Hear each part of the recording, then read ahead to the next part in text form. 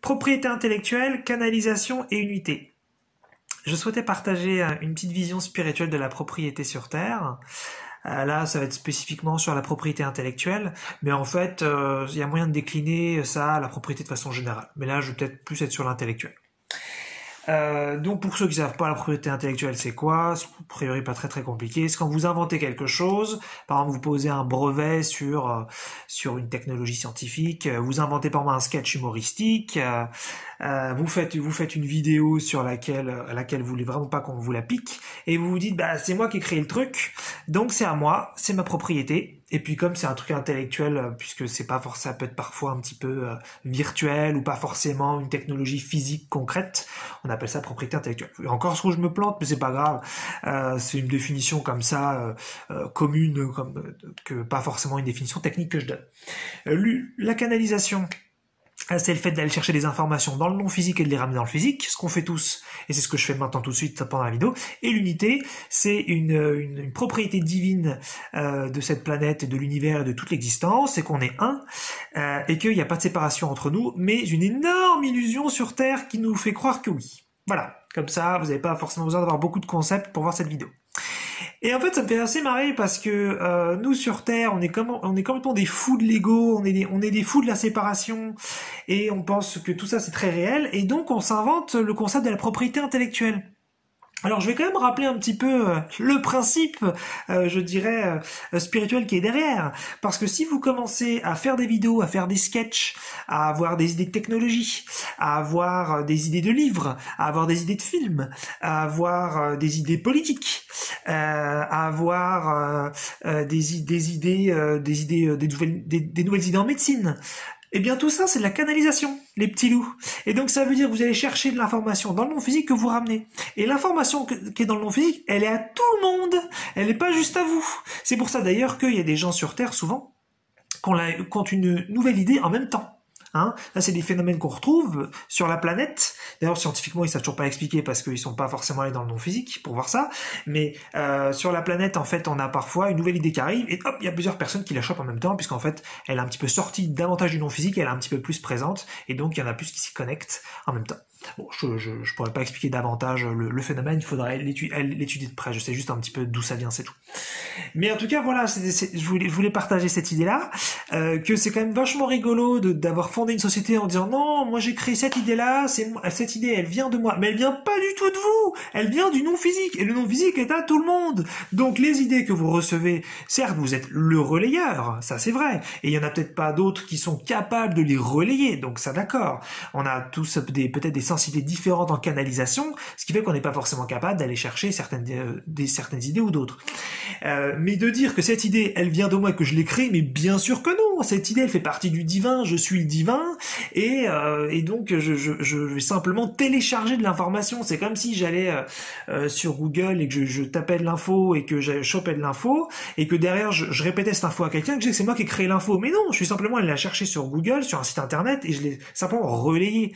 Donc, faut arrêter de dire que cette information, c'est moi qui l'ai créée. Et donc, à ce moment-là, si on pousse ce truc un tout petit peu plus loin dans mon exemple, celui celui ou elle qui a créé l'information sur Internet, on peut dire ah bah lui c'est lui le créateur, c'est lui le propriétaire. Non plus. Là, certes c'est le cas d'un point de vue administratif, c'est le cas d'un point de vue légal, c'est le cas sur Terre, mais c'est pas vrai du tout. Sinon il a simplement été allé chercher l'information dans le monde physique et il l'a ramené et il a créé un site Internet avec ça. Et c'est ça, en fin de compte, qui est assez rigolote. Ce qui est assez rigolo dans nos vies, dans ce monde-là, c'est que on pense que l'information, elle vient de nous. Et que c'est nous, avec notre petit corps, notre petit cerveau, on créerait de l'information. Non, on est simplement des récepteurs et on la relaye, c'est tout. Donc c'est quand même rigolo, hein, de vouloir s'accaparer des trucs. Non, ça c'est à moi, ça c'est à moi, ça c'est à moi, ça c'est à moi, alors qu'en fait, c'est un peu à tout le monde.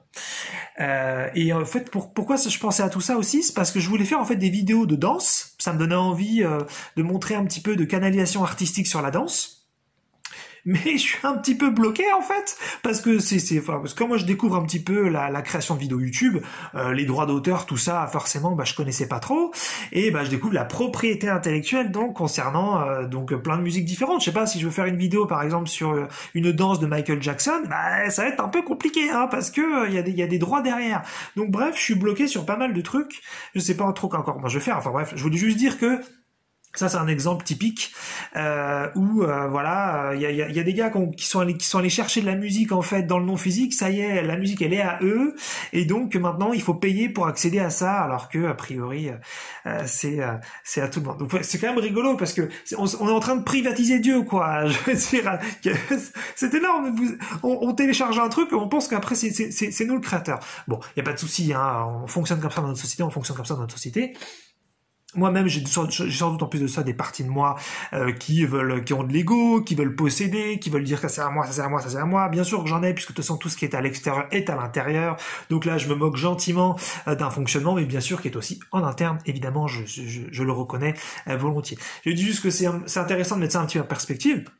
Parce qu'on est Dieu c'est nous, hein. Donc de dire que dans ce divin il y a des choses qui appartiennent à des parties et pas à d'autres, a priori c'est un petit peu un non-sens, hein. C'est un petit peu comme si vous preniez le corps et que vous disiez il y a ce vêtement, il a le droit d'aller sur des parties du corps mais pas sur d'autres. Non, mais non, le corps c'est un tout, et il n'y a pas des choses qui appartiennent à certaines parties du corps et pas à d'autres.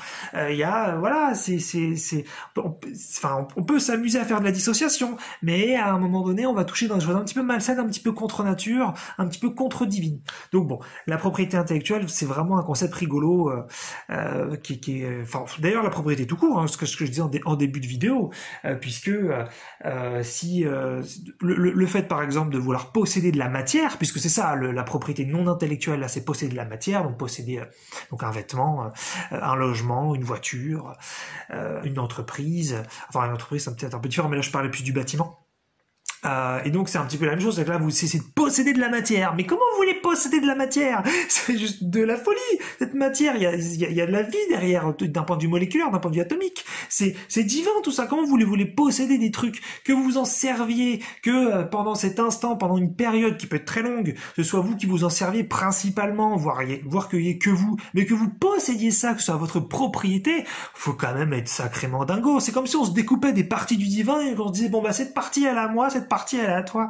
C'est quand même chelou, hein. Et bon, pour ça il va falloir qu'on s'éveille un petit peu plus en tant qu'espèce humaine, parce que là-dessus on est encore un petit peu en retard. Voilà, j'emploie des mots gentils, on est un petit peu en retard.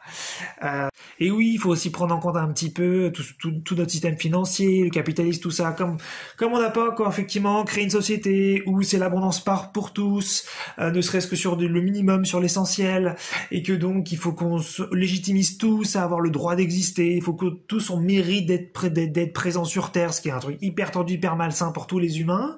Et donc ensuite effectivement on essaie de se découper des trucs et de dire ça c'est à moi. Si tu veux l'utiliser, il faut que tu payes pour. Oh là là, mais il est fou ce monde, il est complètement fou. Pourquoi est-ce qu'on met pas en place un truc, en tout cas pourquoi on prend pas la direction de mettre en place quelque chose où justement voilà on a tous accès à l'essentiel, et à ce moment-là ensuite on n'a plus besoin de se batailler entre nous, et donc si on est relayeur d'une musique, d'un film, de quelque chose, à ce moment-là c'est pour tout le monde, il n'y a pas besoin de le faire payer puisque c'était déjà à tout le monde avant. Enfin bon, je suis pas sur une idéologie spécifique de gauche, hein. Je partage en général pas du tout les politiques de gauche, puisque moi j'ai une approche extrêmement spirituelle et eux pas du tout. Donc de toute façon voilà, ne m'attribuez pas à ça. Mais voilà, je voulais partager un petit peu, je voulais faire le lien entre un truc bien physique, bien sociétal, qui est la propriété ou la propriété intellectuelle, et puis donc une approche bien spirituelle, mais qui manque encore cruellement sur Terre, d'après moi bien sûr.